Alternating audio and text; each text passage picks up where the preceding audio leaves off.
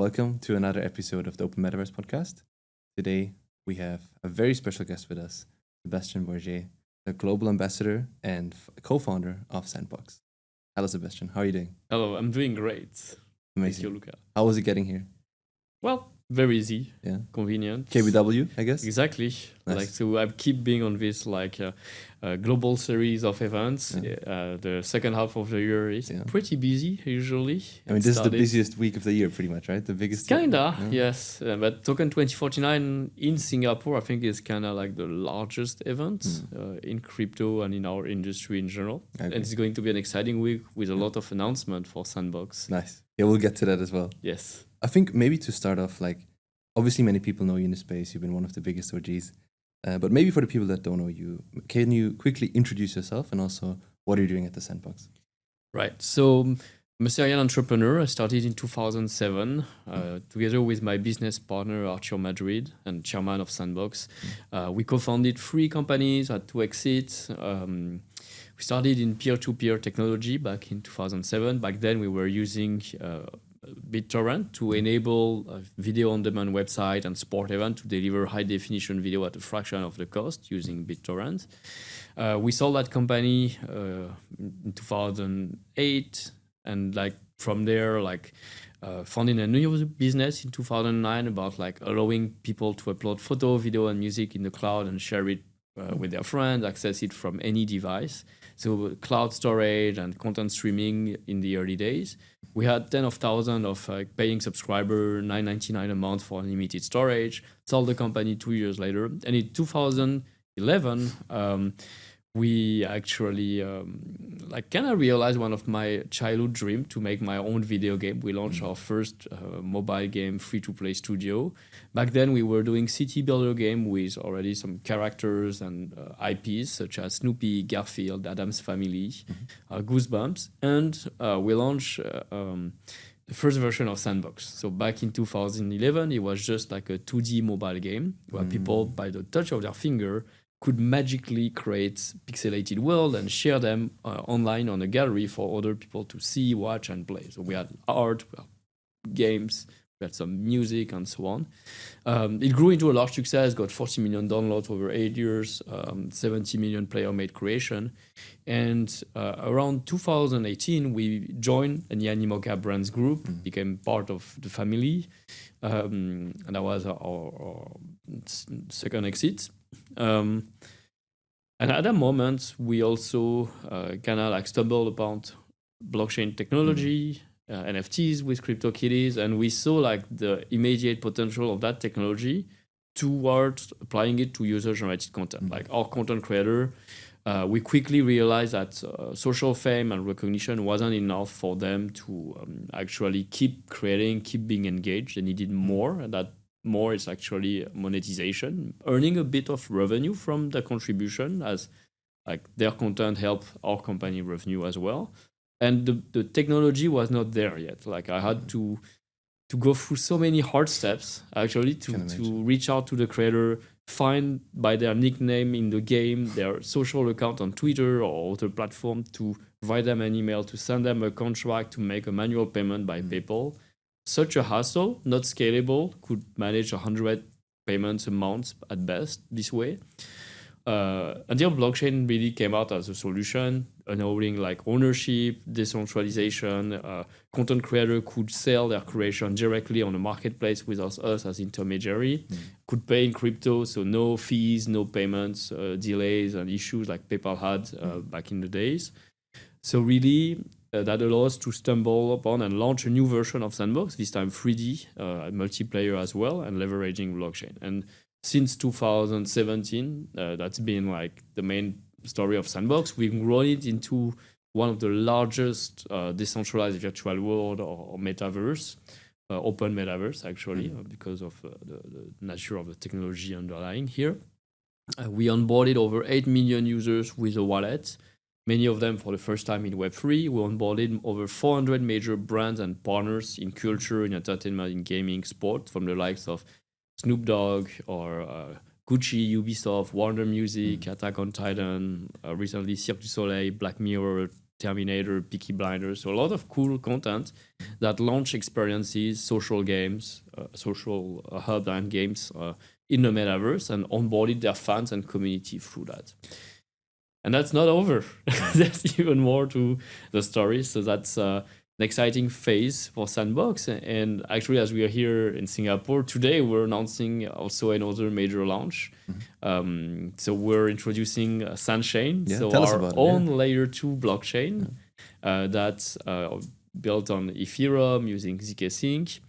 And it's here to empower even more creators, because we realize that all content creators, whether they were building virtual world on Sandbox or like they're publishing content on YouTube, on Twitter, they're doing podcasts, they're always struggling with kind of the same challenges. One is like the discoverability, like building their community and growing it, building loyalty, engagement, retention, and ultimately access to monetization and financing.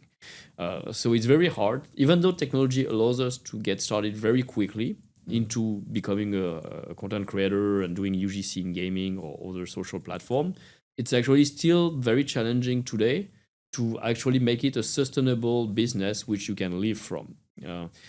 And the $250 billion creator economy, it's massive, and it's also very much off-chain. It's still Web 2. And we realized that we could do better to keep helping the creator and provide solutions. So those solutions will include like enabling them to build their own loyalty system, introducing points on chain, and building value toward like their communities of fans and followers.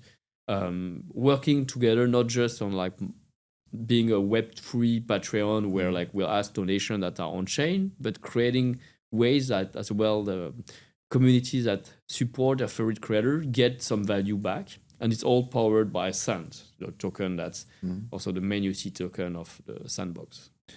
Well, there are so many things that you mentioned that are so super interesting. I want to go back to them as well. Maybe just to rewind like the story of Sandbox, because I think a lot of people were not familiar that Sandbox was a successful game in Web 2 already, in a way, the 2-game version of it. Was NFTs and the metaverse the first time when you encountered these terms and these concepts? Was that in 2017 when you saw blockchain, or were you always interested in like the metaverse and that field to some extent? I think in 2017 it was more like the virtual world and MMORPG kind of feeling. The inspiration was mostly Minecraft or to some extent Fortnite, and it progressively moved into like the metaverse. That's because the term became very popular as well around 2021 when Facebook represented in Meta. And somehow it was more of like a marketing gimmick on their side because of like the actual gap between the ultimate vision and the reality of the product. While in our case, it was actually very well connected. Like this notion of like a digital identity, that avatars that represent yourself that can move along seamlessly across different worlds as long as all your creation, the asset you own, the currency you own, and your reputation identity, all of that is provided by the technology, the blockchain, that makes it like really truly a metaverse. Like, I mean, I was playing Sandbox as well back in the early days in 2021, 2020. How, like, all of the different brands that you onboarded, all the amazing IPs that you worked with, you said 400 IPs over the years. Was there any, maybe let me rephrase the question. What was the most difficult thing in the beginning? Because I think in the beginning, to get these brands to come to the metaverse, to test out this idea, these are big IPs, right? So it's very difficult for them to make that decision. I guess the further you went along and the more IPs you had, the easier it got. But was it difficult in the beginning to get these people to It's always difficult, right? Like even if the brands have like a curiosity of what they can do in this new technology space and how they can explore it and it can benefit them in some way, there's very few first mover who are ready to risk getting into like, let's experiment, let's launch something, let's put my name on top of it and so on. So what helped as well is like we had that reputation already as an entrepreneur and the mobile game where like, I didn't mention it, but back in the mobile days of the 2D pixelated art game, we already had collaboration with Skybound and Invincible or Shrek or Pac-Man. So we could show like, look, like not only we have experience working with brands, we understand like stories, characters are important. We know all the approval process when we submit content and working with their team as well to create some compelling product that fans will enjoy because it's really respectful of the universe. We put the team of like level designer, artist, narrative designer to make sure like what we'll introduce in Sandbox is not just hype and announcement, but it's always like creative content that add value as well to the brand. And knowing that we have that experience indeed helped a lot to convince the first partners back in the day, Atari, The Walking Dead, Snoop Dogg, Care Bears from top of mind. We knew IP licensing and we knew making games with those IPs, right? Still long process, roughly 12 months to convince the first partners. Not because there was also no conviction, but because by then, understanding what is digital asset, what is NFT, and putting it into a contract was a bit difficult. There was no legal framework around like how to treat digital assets really. Like it became a new category within like all the licensing rights of IPs. So they had to check, hey, is it in line with physical collectible? Is it like games? Is it in between? So how do you structure that and make sure that also like, because it's a commercial relationship and those brands are big companies, like in every jurisdiction, it's actually legal to launch this kind of content, which we clear through, obviously. And then afterwards, like you said, it's like the snowball effect. Once a brand sees what has been done with another brand, they understand like the quality and effort we put. And it was not just, let's put a brand, let's launch a token with it, and like, let's see. But there was really an actual utility for all the avatars collection we launched. We had the neighborhood on the map, which really created and was very easy to understand for them because they understood real estate before. And the games with the characters and stories from the brands, then it was much easier to convince a lot of partners afterwards. Especially when I remember that moment quite vividly when Facebook was changing the name, obviously as a marketing play as well, but that obviously had huge impact for Sandbox as well, just from a recognition standpoint, I guess. How the whole industry benefited from it, I believe. Yeah. Even now you hear like Roblox or Fortnite call themselves Metaverse too. I think the term is definitely entered in people's mind. How did but I'm just curious, and I think that's also super interesting for a lot of the listeners. Was there a very strong influx at that day or like those weeks when Facebook changed the names? Did you suddenly have hundreds of brands knocking on your door saying, Sebastien, we want to be in the Sandbox as well? So if I remember correctly, it was around the end of 2021, October 2021. At the same time, in November 2021, we announced our Series B, raising $91 million from SoftBank and a few large investors. And that was also a strong moment. So I don't think it was one single thing. It was like the coincidence of many things. I couldn't attribute the reason of success for one. Is it like the market of NFTs, profile picture that was quite hot at the moment? Was it indeed Meta, Facebook rebranding Meta? Was it our Series B round? Is it pure luck? Is it good execution? I think it's a combination of all of that. Having the right product, right offering at the right time made us really like jump and grow a lot by that time. 100%. Let's talk a bit more about maybe some of your favorite activations. Like I remember super vividly the fashion show in Sandbox, where me and a lot of friends were walking around, like just exploring all these brands, like Gucci and all these other brands in the Sandbox. It was so cool. And a lot of people back then obviously were trading like real estate, digital real estate, and people, like I think that was the entry point for a lot of people. Like back then, Sandbox was the entry point for so many people entering the space. So I think, there's a huge cultural value as well in the space when it comes to the Sandbox. Is there any special or specific activation with any big IP that was, in a way, your favorite one? That you thought, this is the most innovative one? Was it the Snoop Dogg one or maybe some other one? Is there specific moments or specific IPs that you could pick out? Oh, there's been so many, it's hard to pin at one in particular. One of the strengths of Sandbox is indeed like bringing brands together, launching the experience that appeal to fans, but also mashing up brands in seasons. So I'm sure you're familiar with the concept of the alpha season. usually we launch 1 or 2 a year. We package somewhere from like 30 experiences to 100 experiences that we release along a few weeks, 6, 8, 9 weeks, for players to come, to complete quests and progress as they play, and to earn different rewards based on the battle pass and the different NFTs that they collected and the quest points they earned. And I think like nobody has done that at a level where like you had all those different brands that shows that come from different angles, from entertainment with DJs and music artists in our virtual club, Club XYZ, where we featured Steve Aoki or Blondish or others. Experiences, for example, where Jurassic World, you could like enter like a dinosaur park, raise your eggs, and explore different stories.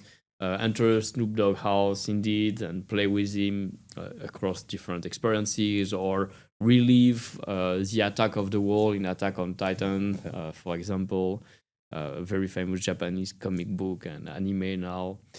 And you could explore really unique experiences, like a brand like Lacoste or Charles & Keith or Gucci. They gave life to worlds that normally only exist maybe in like flagship stores in like the bigger cities, but they went way beyond. And I think it was also cool how brands started to understand with Sandbox that gaming and gamification was a great medium to capture people's attention, to tell stories in a different ways that traditional social media is doing, where you just see a video or a photo, you watch it for 1 second to 10 seconds, you like it, and that's it. So very low level of engagement. Otherwise, here in gaming, the different spaces that can go beyond the laws of physics, people really took the time to appreciate, learn the story and the value of the brand, interact with their favorite characters, play as their favorite characters using the avatars. Recently, I've been very impressed by how we turn Casio G-Shock watches into like amazing droid characters and play with them. I also discovered I treat Sandbox, like you said, with the concept of land and neighborhood. It's almost universal. Like everybody understands the value of real estate and virtual real estate in the virtual world where you're playing and engaging. And we were able to create those neighborhood of cultures with cavers and Turkishverse and Singaporeverse. And for me, also like learning and discovering about like local popular entertainment brand or music artist or TV shows and so on, and seeing like how in their very unique ways they use the technology, the no-code game maker that we gave to bring to life like unique experiences was and still is today amazing. Like we have the Alpha Season 6, which is still live and playable. Which brands or which IPs are participating there? A lot exciting. Yeah. So Cirque du Soleil, so bringing to life like the world of performance show, circus, Peaky Blinder, Black Mirror, Terminator, Casio G-Shock, Jurassic World is coming back, Steve Aoki, Club XYZ, a lot of diverse experience. And you were saying you started playing in 2021. The technology, the experience has improved so much. Today, like the loading time are almost instant, the graphics are amazing, there's multiplayer gameplay, a lot of abilities for avatars who can fly around and so on. So we really worked hard to offer a much more fun and social experience for people who enter the metaverse in 2025. Because I believe like you need to understand as well, like metaverse is not just a copy of like what you could play on your phone, etc. It's a different kind of experience. 100%. I mean, maybe looking ahead then with SANDChain specifically, let's go a bit deeper there. So in a nutshell, tell us again what SANDChain is and why it's so important for creators. So with SANDChain, we're essentially powering like the creator nation. Like we want to be the financial backbone of culture, a cultural economy where like content creators and their community can grow together, can engage together, and like to earn value from their participation, from engagement. We want content creation to be accessible, fun, and rewarding. That's been essentially the mission of Sandbox, empowering anyone to become a creator. And we want to help solve those problems that we've seen with content creator firsthand on Sandbox, but beyond. On Sandbox, you could launch an experience, publish it on your land, you could sell NFTs for monetization, but somehow you were limited in like how you could build engagements, retention with your community, how you could reward your users if they come every day to play experience or watch your video in case you're like a social media content creators. You're limited in like how you can monetize because NFTs have this scarcity built in, so you cannot keep selling them over and over. Royalties is a thing of the past, so models have evolved. So enabling content creator to be able to launch their own token with product like Launchpad that will be deployed on the chain in the future. Having this dual point system with both SandPoint that works across the network and creator points that creators can distribute to their fan and their audience to measure as a complete various action, quest, buy their product, attend their event, and so on. Enable to drive loyalty, to show that loyalty has value, that every action will be on chain, will contribute to build your reputation, a proof of engagement, proof of participation, and soon will also contribute to like your digital identity. And we can develop new models where as well those content creators do not need to wait 30 days to 60 days to receive a payment from the platform they publish on, for example. But we use crypto and blockchain to advance those payments. We'll use staking and DeFi mechanism for the fans to support their creator in funding, whereas it's no longer just donation based, but they can earn as well as their content creator is growing in reputation thanks to their financial support.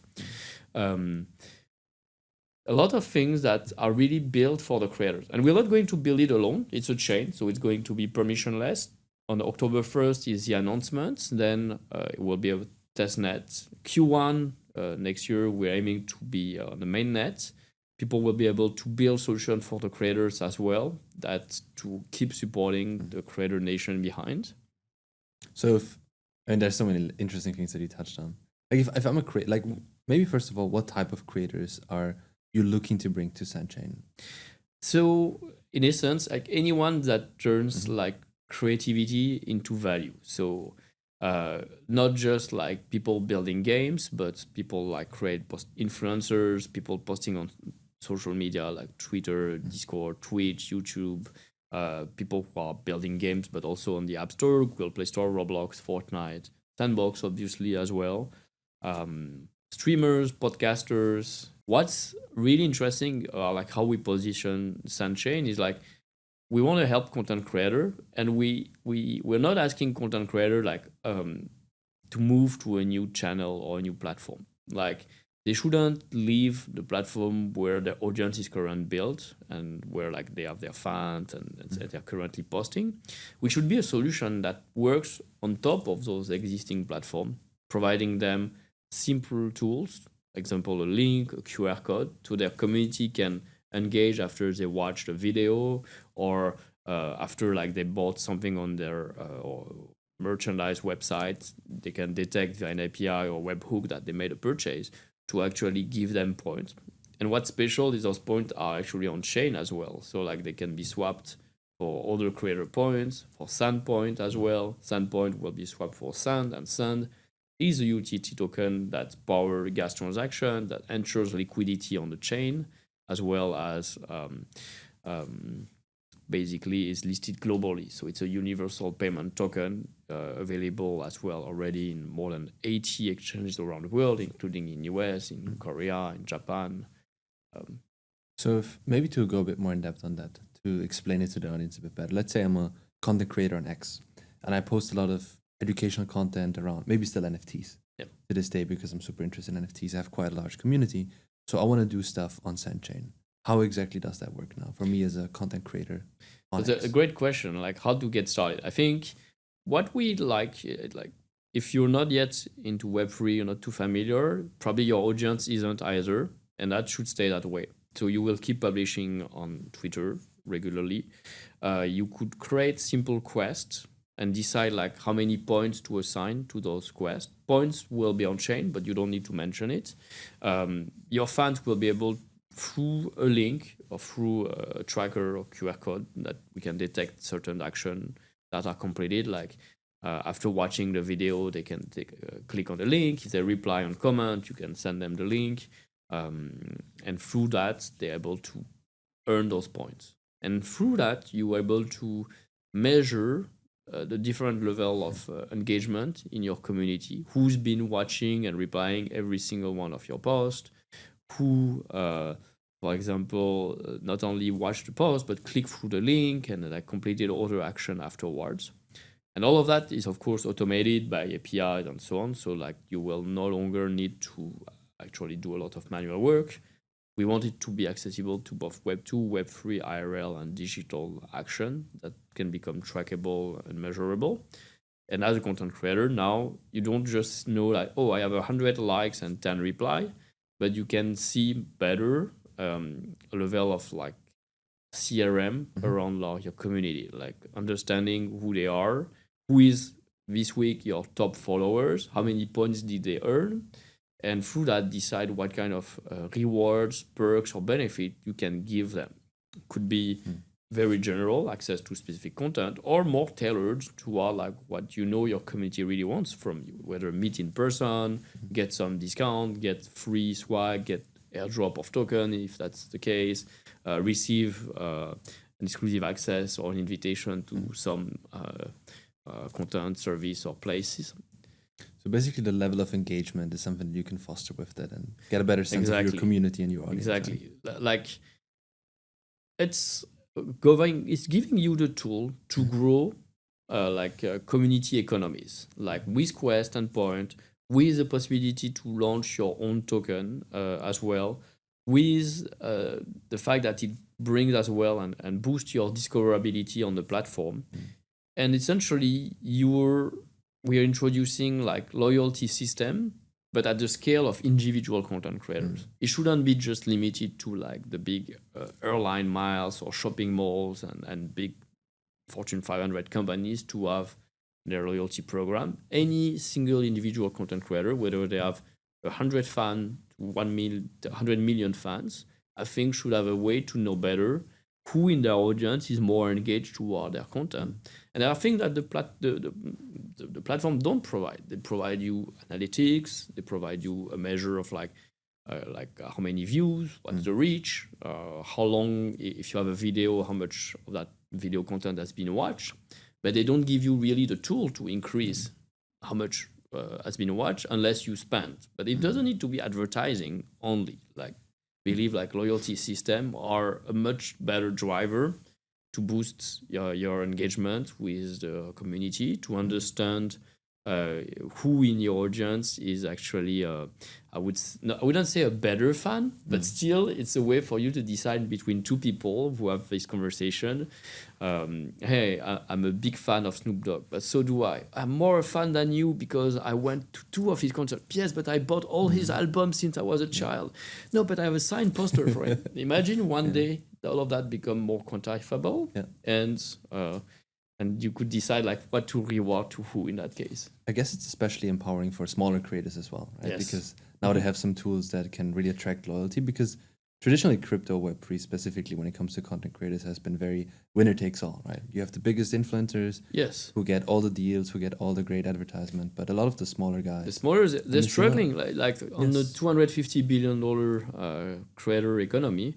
Actually, you take more than 60% of the content creators, they're earning less than $1,000 a month, and they are single individual content creators. They have maybe 1,000 to 10,000 followers, fans.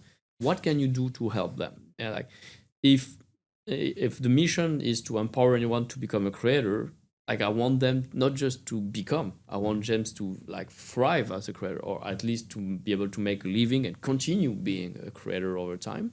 And I don't think most of the platforms do a job good enough to allow and maintain them to remain content creator, not as a hobby, but turning it into if that's their passion, it should be able to turn into their job and equip them with better tools for that. Let's say specifically, obviously, everything around Kaito and all of the content creation that we've seen coming out from Kaito specifically. Do you feel like it has a positive impact for the space after some time now, where a lot of the content creators are creating content, but then you have a lot of the criticism that a lot of the content now is all just sponsored, it's all just ads at the end of the day in a way. So how do you feel about that when it comes to that overarching topic of empowering content creators through SANDChain? So, there's a different stigma in the industry. And of course, I think there's a lot of people, and the majority of people who are like well-intentioned and want to do good, but some as well have been leveraging their the reach and the audience they have to push and sell product that sometimes they were not necessarily fully informed themselves about, like the potential risk associated with it. And at some point, when content creators, KOLs, influencers have gained so much influence, power around like decision making for their audience, it is a responsibility. With great powers comes great responsibility. So it's important to make sure like you educate people about like what basically in general like what blockchain is, what is like financial education, understanding a lot of key concepts behind. I think those content creators can be definitely a vector. Points is a very simple way to introduce without major risk, financial risk attached to it. They are not becoming so-called expert in areas which like normally requires license and certification to be able to sell some kind of financial product to an audience. And I think like we need always transparency and trust. And the fact that sometimes product placement are disguised as like just physical product test and so on, right? But if it's an advertisement, if it's like actually sponsored and paid, it should be disclosed. Like you should, and I think it's a good practice to set in the industry. So I know as well that certain countries have turned into a law. France, for example, as a bill where like you must disclose if the content. I think the US as well has been really pushed for that, which is great, and it shows as well like the platform are maturing in a way. So there is innovation. There is then a lot of potential enabled by the technology and like understanding that this is a new medium and way of reaching users and ultimately getting their attention about the product. Gaming as well. So maybe one day advertisement in gaming that's not disclosed as like, because it's getting smarter as well. It's no longer just like the 2D banners or video that come as an interstitial and interrupt your game. They are placed in game in 3D, are part of the environment. In the future, you might not know that an avatar you talk to is actually like a undisclosed product advertisement product that gives you some quests instead. I think brands are exploring that when you see some of them have been launched, what they launched in Sandbox or some of the Fortnite Island or Roblox experiences with brands. And because they reach younger audience that are not necessarily well educated about the risk and in general like marketing and commercial, they might be overconfident and over trusting those platforms or those content creators. And just like parents have a responsibility around education of their children to let them know about the risk and danger in the society, I think like influencers also have a responsibility, but they need to be as well educating themselves. So we need as a platform to provide them that guidance. I mean, about this topic specifically, we could probably talk for an hour, but I want to quickly touch as well on, like, let's say, because as we're already getting to what's the end of the interview, let's say we sit down in 3 years from now. Like, what would success look like for you for SANDChain? Where do you want this to be? So definitely being on mainnet, having a great number of wallets, users, transaction, creator points, and creators token launched. A lot of success case that SANDChain, in the same way that Sandbox changed many people's life to discover their inner creativity and like able to make a video game, well, they never thought they could even one day, opening new field of opportunities. We want to have those success stories with creators showing that SANDChain and the different product built by us or by the community has helped them to make a living from their passion, to reach out and grow their community, to drive an impact that can be in the form of like financial success, which is still a way that we measure success nowadays. And make it sure that it's not just a few hundred, but more in the scale of the 10 of thousands, if not hundred of millions of users and content creators that seen a real benefit of the technology for them. We have some rapid round questions. So basically, asking you a quick question, you give us a quick answer for the first thing that comes to mind. Okay. Nice. Okay, cool. Let's try. I'm very bad at that. No worries, no worries. Stressful. It's just a fun little experience. The last cryptocurrency that you bought? A bit of BNB. Interesting. All right. Coffee or tea? Both. All right. Paris or New York? Paris. Of course. And now we're getting a bit more into the metaverse specific questions. The first land that you bought in the Sandbox? It was the very first land sale that we did right at the center. I have like more than 80 lands plus a few estate on Sandbox, yes. Are you renting them out for someone? Not yet. Nice. I wish that they will, but only with SANDChain develop in that direction. What's the favorite avatar you've ever seen someone create in the Sandbox? So I had this funny experiment where I open sourced my avatar model. So I said, okay, do whatever with it. Put me in games, put me in Sandbox, outside of Sandbox. And the community has been fantastic. And when I travel the world and I meet in different countries with our communities, I see that they put these guys are in the Vietnamese outfit, in a Thai outfit, and other Turkish outfit, and so on. So I just love that somehow I kind of become a video game character by myself with the creativity of the global community. ambassador. Yeah, there you have it. Exactly. Nice.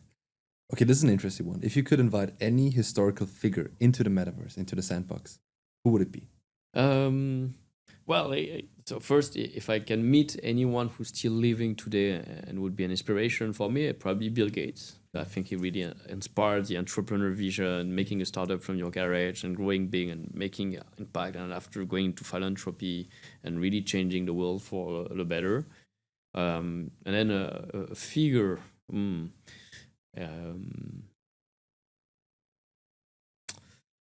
No specific name that come to mind, like more on the human history scale. Is there any dream IP that you're hoping to get to the Sandbox? Oh yeah, that's one that we tried for many years.